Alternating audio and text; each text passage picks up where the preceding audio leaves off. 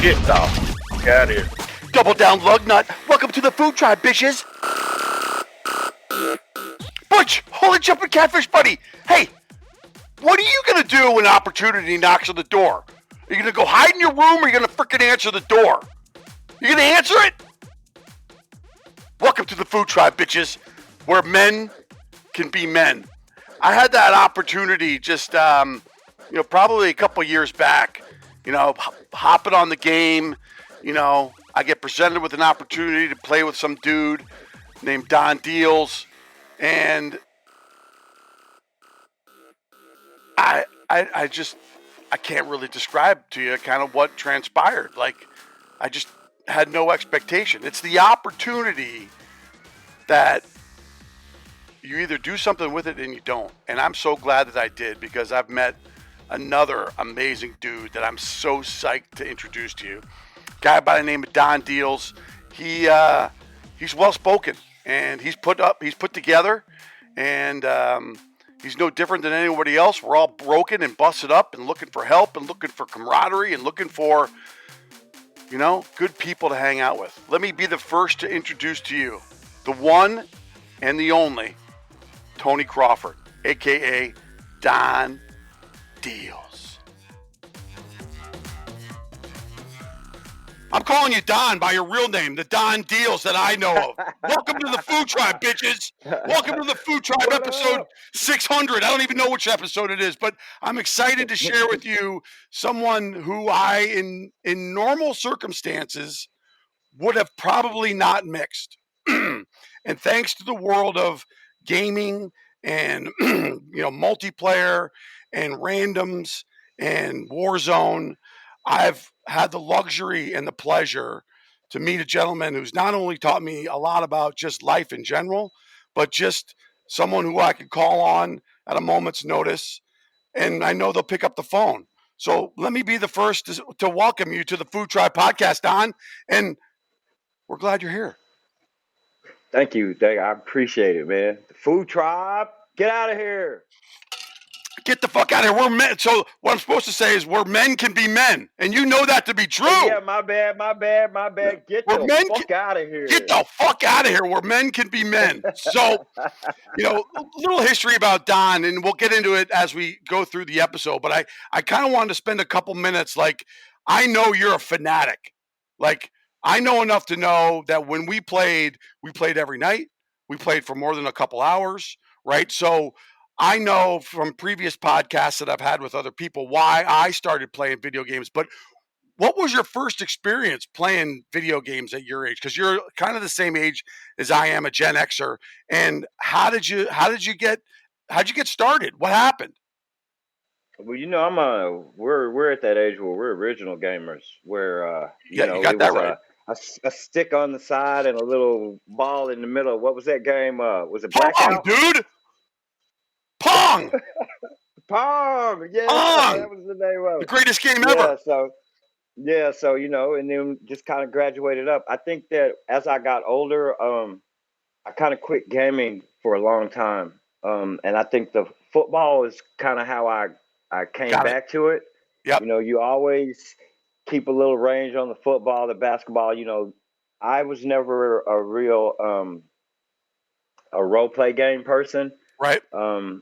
I was mostly stuck to the sporting games that you could go out and physically do. Sure. I think after my military, though, is when I kind of got into more of the role playing games where I envisioned myself with a gun and those type of weapon and those type of things. So when Call of Duty came along, it was literally bring it like being in the military again. Yeah. And then especially when the mics came along and you're able to play with the same people over and over again. 100%. I think that it takes on more of a company feel, platoon feel. I agree. 100%. Kind of the battle buddy, the battle buddy type camaraderie that you had. So I gravitated to it, and I think those long pauses where I didn't game, and then getting into gaming as a coping mechanism. So it made those bonds with the people who I started gaming with a lot stronger. So that's an interesting point that you bring up because, in the military, it's all about, on the right, ready, and you got to know the commands so that your teammate can either cover for you or you're covering for your teammate. And you guys are bonded in a way that I don't think anybody outside of the military can probably understand effectively unless you're in the military. So with that level of camaraderie, I would imagine that when you realize that that's an important piece, because I didn't realize that when I got into Verdansk, Aiden would be screaming at me, cracked and, on your left. And I was like, what? What are you talking about? Like that form of, that form of communication is integral and forces you to sort of understand the climate that you're in and compel you to get to know people more. Am I right? Well, and not only that is, if you were in the military, you kind of fall back into the role that you were in. Right. So there's not much tank driving or anything on these games, and I was a tank driver. Are you really? But there is a 4-man team. Right. And right. you all have specific jobs. So I think that when we're playing these games as 4-man teams, I always feel like I know that I'm not going to be the assassin. You know what I mean? I'm not going to be the guy. No, we know you're going to be the money guy. We know you're going to be the money guy. I'm the money guy. I'm the looting guy who's going to always have all the supplies. I'm going to get the UAVs. I'm going to get the supply. That's my job. You know what I mean? So as long as I'm not labeled as Oxide to Disciple 2, what's your status? Over. Right, my boy done and pulled up on the cat, man. You already know, Jay. Don't worry about it. It's not about the money.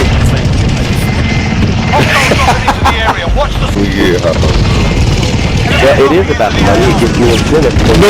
I didn't mean like that. Yeah. You know what I'm saying. Oxide, we ran into a sandstorm out here. We're taking shelter in a small cave until it clears up. Over. The weakest link at the end of the game because I did my job, then I'm fine with it. I'm fucking fine, right? Even if you do win and you get the weakest link, you really didn't win. But then it's a familiarity too. I know that every night when I get on, Hog's gonna be on. Right.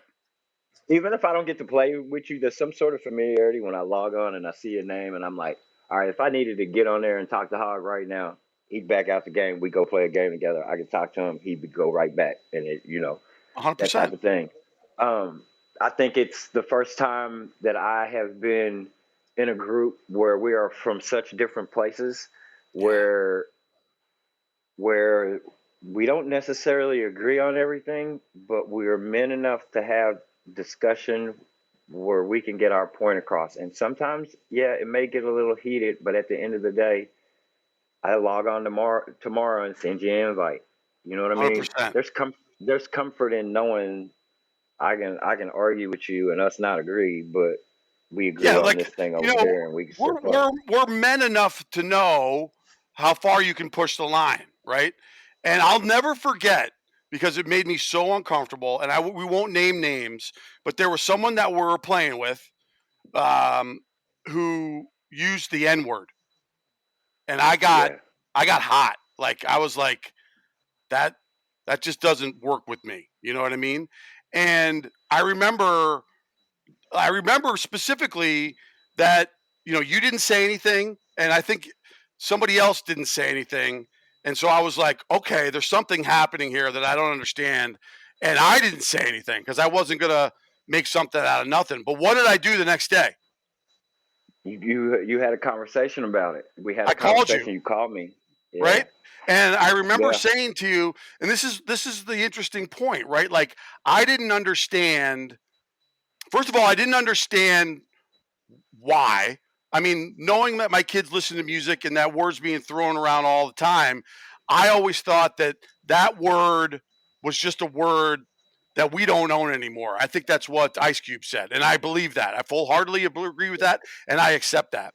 And then when you explained to me kind of why, you were accepting of it, that was cool, right? I got a better understanding. But more importantly, you helped me understand the difference. Like at the time, I had no idea that the ER was far worse than just ending in A. And you're shedding the light on, right? ER was worse than the A. Yeah, ER is worse than the A. And I had no comprehension or understanding of what any of that meant. And when I got uncomfortable, I felt okay enough to reach out to you and ask you, because I know that you would not sugarcoat anything for a lot of reasons that we could get into later. But like, I needed to know, because it bothered me, either why it didn't bother you as much or what the deal was, because that to me is a no-fly zone for guys in my generation. For me, it's so prevalent. It's so prevalent. If we play multiplayer and we have my prox chat on, bro, it is. I get that. Of so when I hear somebody who we play with say it in the way that they say it, I think my biggest thing is okay. So why particularly is it that you use that word when you don't use the words of other cultures in that manner when we play? Right. And I think that's my biggest thing with it. I've gotten tired of having to tell everybody we play with, not to say those type of things. And so at some point, if I don't want to play by myself, I'm resigned to. I get it. To hearing people slip up and say it. I play with people. I play with people who have people whose families are. Bro, you ought to hear the stuff I hear in the background and stuff. I can't even imagine. Yeah. At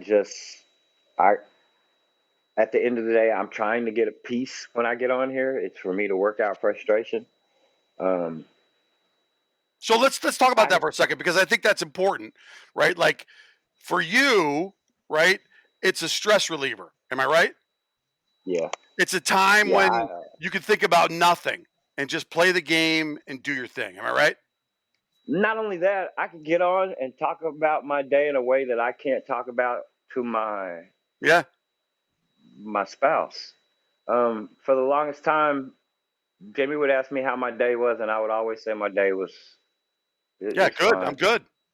Because that's my normal coping mechanism. But she would notice that when I got on the game with y'all, we'd have these long, drawn-out conversations. And I think a lot of it has to do with the type of industries that we're in. Right, I agree.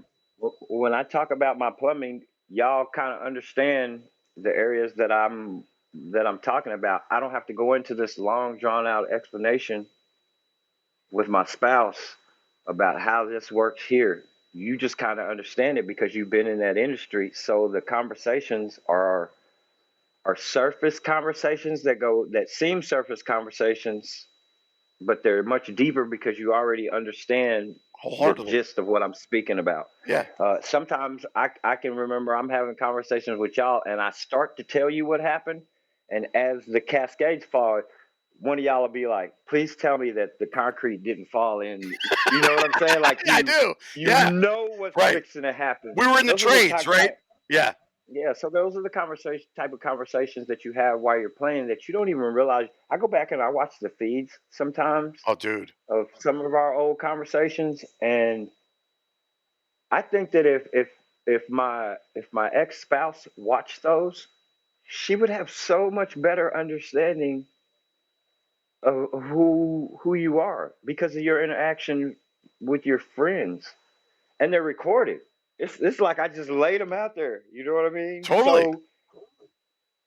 So there are things that you can say to your friends in gaming who don't know you on a physical level every day, and I think that's the thing. If I'm talking to you every day, there are things that you're going to say that reveal to me who you are. You can't hide it always, and I'm talking to you every day, so I remember the things that you say. You and I have had conversations where somebody has told us something they did and then flipped the story like 2 weeks later, and me and you were both like, yeah. Really, bro? Really, like, bro? Really? Come on now. You know what I mean? Right? My word is my bond. It sounds like you're getting a little fluffy here, right? Yeah, that's a little far-fetched, bro. I remember what you said the other day when we was having that conversation. You know what I mean? So yeah. And then there are a lot of conversations that y'all have that I don't really delve into, that I just kind of sit and listen because it gives me an insight to a world that I am not privy to.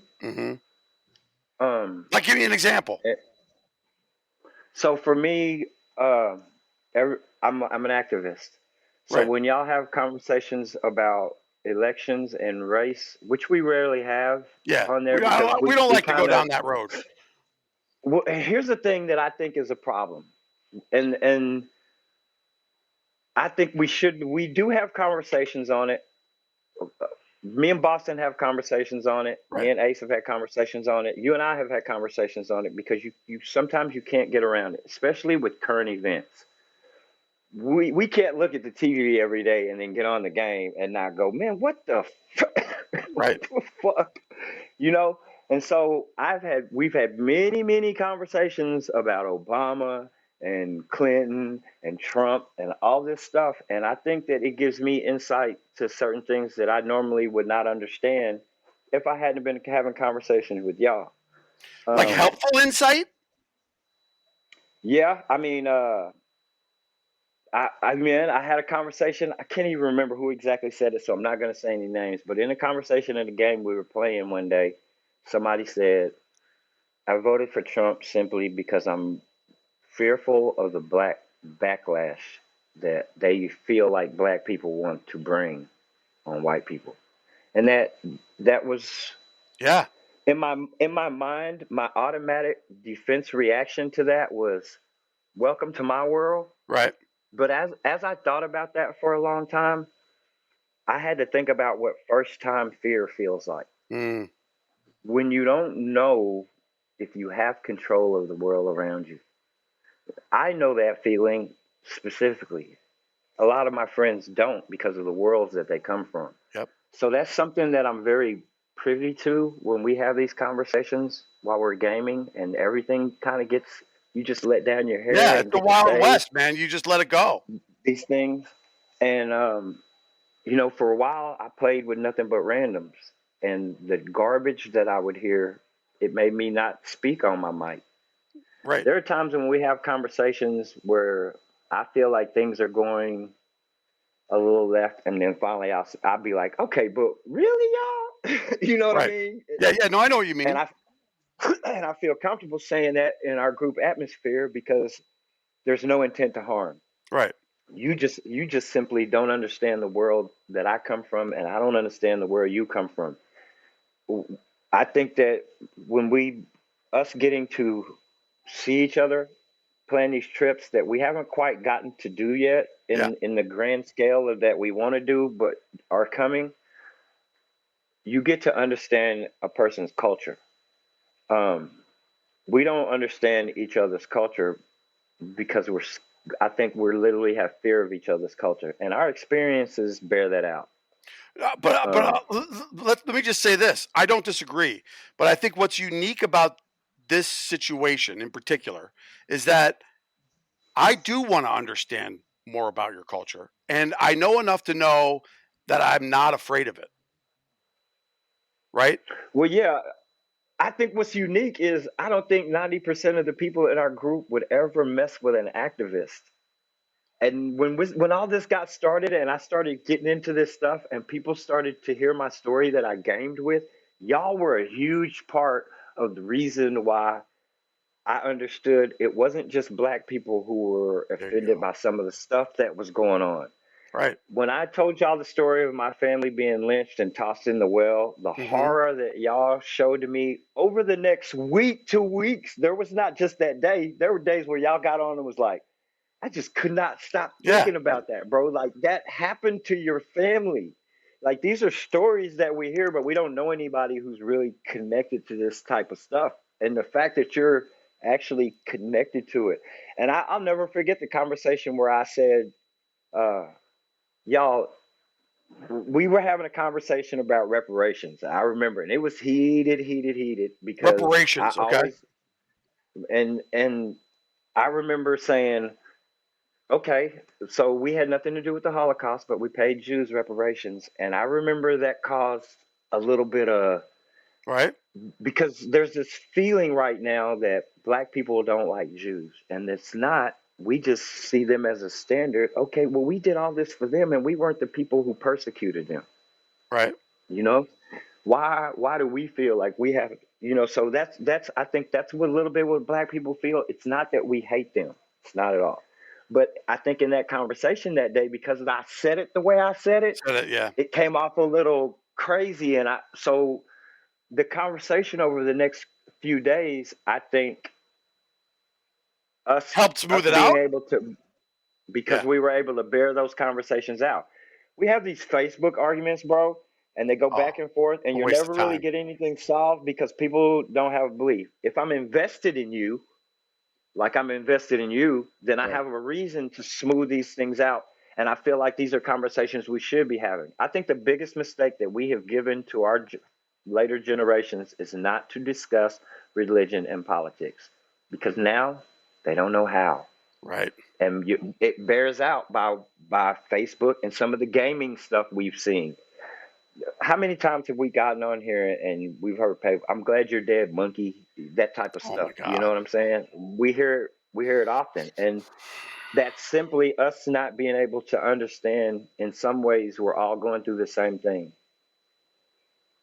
and so we delve into these little cliques. And I have no problem calling the Fo0H Tribe and No Drama and all these groups that we game together. Sure. I have no problem calling us a clique, but one of the things that's different with us is that we work things out.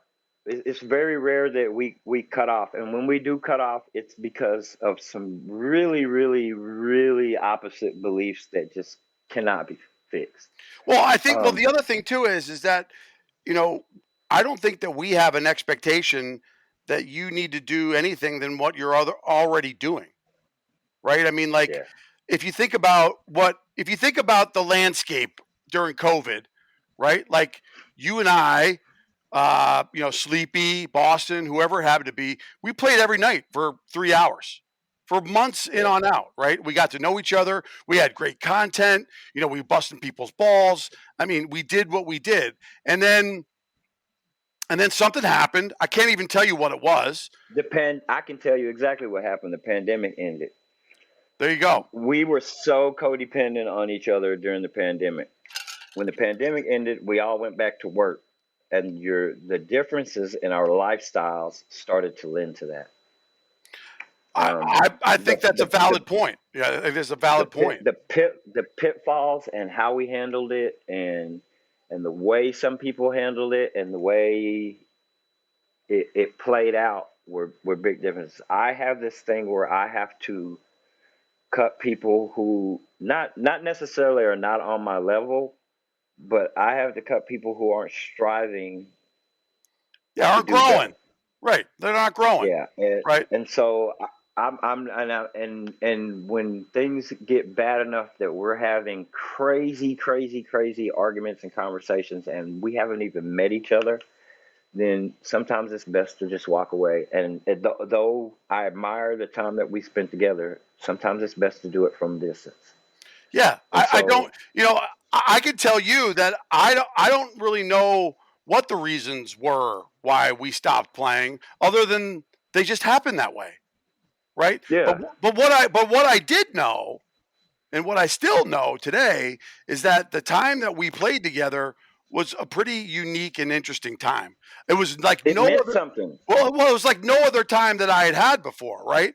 And thus, right, like, I made it a part of my internal, deal to make sure that you knew that you mattered, right? Regardless of whether we played, we haven't played in a long time together, and it isn't about that, right? What I've realized is beyond that, there is something that you have, and there's something that we have that I think is special and different, right? And I believe that to a total T, bro. I believe that to a total T. Well, Y'all to my were the first point, ones to reach out to me when I posted about my separation, bro. Well, who did you call when you were in the hospital?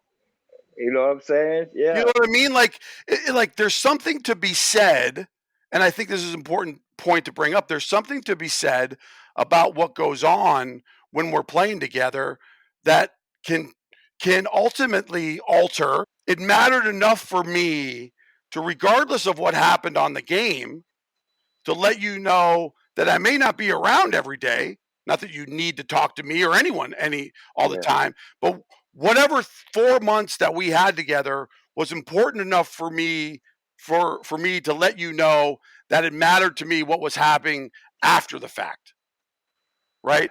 And Yeah. and that we've been able to maintain that, and there's something to be said about that I don't think really happens anywhere else, or I mean, at least that I know of. Maybe you do, but like when you meet random people that are across the world in different states, in different counties, different cultures, different backgrounds, and you bond on this game and you form relationships that are based on trust and honesty and truth, right? You could have a male conversation when you don't understand a dynamic that somebody else clearly does. Yeah. And there's value in that. Am I right? Yeah. Yeah, You know? absolutely. Get to listen to these conversations. I can remember not knowing, like, some of the conversations y'all have, me really not being a part of it because I hadn't had it happen to me. And then later on, when it happened to me, You realized. I'm like, man, yeah, there it is. You know what I'm saying? That I've heard this story. I know how this goes. So don't lay yourself on that railroad track. You know what I mean? Totally. It doesn't end good. Right. And so I think that the conversations, just sitting up and playing with Juan and Diesel. Oh. Oxide to Disciple 2, what's your status? Over. Oh, I've had enough whining today to last me for 12 years. Oh, wow. Are you sure? You want this balloon? Hogster. Please. When talking to you, Oh, okay. you got $38,000. Are you having Don't need nothing. Are you having a hard time throwing it? Okay. My other one was out. Pardon me? Oxide, we ran into a sandstorm out here. We're taking shelter in a small cave until it clears up. Over. I'm so protective over them, like they're my sisters. You know what I'm saying? Dude, I totally get it. Juan Hater will tell you that I one day I watched a video and when I first met her, I did not like Juan. Yeah, no, it's easy to not like her. Oh, she's out of her fucking mind. She used to do that. Yeah, what was that? Like a cat. Meow, meow. Drive me bananas, nuts, bro. And I used to always play with her and Sleepy late at night. And I would always tell Sleepy, man, I'm just gonna get off because she would drive me crazy with that. And I remember me and her starting to play together later on, where it was just me and her in Boston, and we were getting to know each other. And okay, I like this girl, man. I like she's A1. And then she's real. I remember calling her one day and saying, Juan, I watched this video today of a gaming rape. And I said, it made me so mad that I immediately thought, ain't nobody is talking to you like that. And when we got on the game that night, I was screaming and yelling at these dudes, bro, that were talking to Juan crazy, till Juan finally told me. Juan was like, Don, I got it. Right. I got it. Don't worry. And finally I told her, I was like, I'm going to get off tonight. And then so the other day I found that video and I sent it to her. And she was like, holy shit. She was like, that's why you were so mad. Yeah, it just had me because I'm so. Yeah. If you talk to her and Diesel like that, man, I was spending this whole game not looting one box. Just so I could assassinate you. You know what I'm saying? Dude, totally. I mean, it's incredible. Like it's really compelling to even comprehend that a relationship with a complete stranger can garner so much, raw emotion and feel and compassion, right? Like it's too real not to talk about it. You know what I mean? And that's one of the components, that we're doing here, right? Is, talking about what it is that we're doing together as a team. How are we connecting as a team? What's your job as we do this as a team? What's my job as we do this as a team? You know, what are we realizing when, you know, you're down and you need to be revived and you need someone to revive you in the middle of a shitstorm? Like, am I coming or not? And, you know, my mentality is I'm coming in and we're dying together if we don't get it to work. You know exactly who's coming to get you. Yeah, that's exactly right. You know who. Don's gonna die in the smoke. Hog's gonna die in the smoke.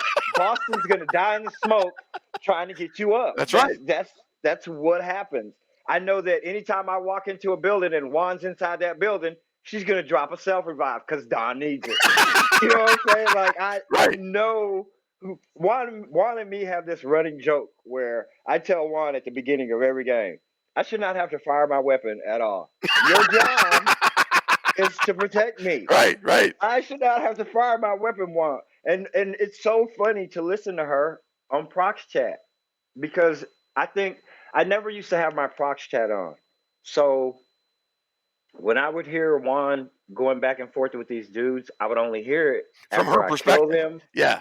And so, man, or when I killed him and they opened the mic and they would be yelling stuff at her, or on multiplayer when they opened the lobby at the end. Yeah. And bro, and I'd be so frustrated with how they talked to her that I couldn't even play the next game. I'm getting killed over and over and over again because I'm so hot. Until she made me turn on the Prox Chat. Right. Where I could hear Juan telling them, "Oh yeah, where are you? Right. Where are you?" How she maneuvers through it. And then she'll go right there and kill you. All right, I don't have to defend her. Right. Juan's gonna have a 13-piece when this game's over. And dude, she's fucking good. She's good. Her, Cheeks, who I play with, you know what I'm saying? Diesel, they hold their own. So then it got to where, all right, that's my sister. Keep talking to my sister like that. She gonna come find your ass. That's right. Was it Rita? Is Rita another one? Yeah, I'm gonna throw a UV up just so she could come find you. And then it's gonna be a long day at the office, homeboy. Yeah, I'm gonna make sure she has a loadout box. Yeah, right. Yeah. I'll get it. I'll totally get it. Yeah. She ain't got to open out one box. She knows in 2 minutes Don's gonna have enough money for the loadout. They already know. Totally. Now here's the problem. Here's what's funny. They also know I'm gonna be the first one to die. That's right. If he doesn't finish this, if he's running to the scavengers, he's gonna die. Right. Or if he's gonna go get the cash, we probably need to keep that in mind. I'll never forget that night. I don't know if you remember. We were playing with Deuce. Yes. Oh my God! Recorded it. Oh, we got recorded. It was the greatest night ever. Right. So it was like the first time that I think that I legit was like, this motherfucker is gonna go get that cash. All right, let's see what happens. Right? So you go and you leave the group and you go get the cash. You're like, I need to get that cash. And you're like, I got 2 on me. And you're like, I'm dead. And then I go, well, you ran out to get that fucking thing. What did you expect? You didn't let anybody know. And then you go, how do you see that from here? Right? And Deuce said, I got in your face a little bit. And then we were like, hey, you know, we know why you did it. Like, no big deal, right? But like, it was like that one time where it was like, you know. It's how I got with Sleepy, bro. When the first time I played with Sleepy. Oxide to Disciple 2. What's your status? Over. Nice, Don. Don, keep going. There's more people. No. Be careful. Don't do it. All right, I'm not gonna argue. I see him. Coming. Oh! Bitch! Fucking yes, Don! You dirty. Oh, fuck! Watch, turn around! Oh! Fucking yes! That was epic, Tone. Very You guys are gonna kill me, man. I gotta back out. You guys gotta back out. Again. My son didn't change the fucking setting. I think you can do it. Your first day playing Xbox. I knew. Oh my God. You're such a gutter pig. Yeah, you changed it to the controller. No, I changed it Just put keyboard. on multi. I'll kill you. On multi. You know, like your kids touch your shit and then don't put it back the way they found it? Every motherfucking Oh yeah. Every fucking madness. I swear to God, you have no choice but to make the first piece of this into a TikTok. I wasn't recording, were you? I could. Yes, I am. Yes, I am. Oxide, we ran into a sandstorm out here. We're taking shelter in a small cave until it clears up, over. I'll never forget, he was in the lobby with somebody else. And what happened is, at the end of the first plunder match that we were playing, we were in first place. And it was like 5 seconds left, and Sleepy got shot, and his meter was like a pinch. Right. And instead of me going to pick up this box, I ran back and I kept him alive, and that helped us win the game. And I'll never forget, when that game ended, Sleepy said, "Hey, y'all pick this dude up.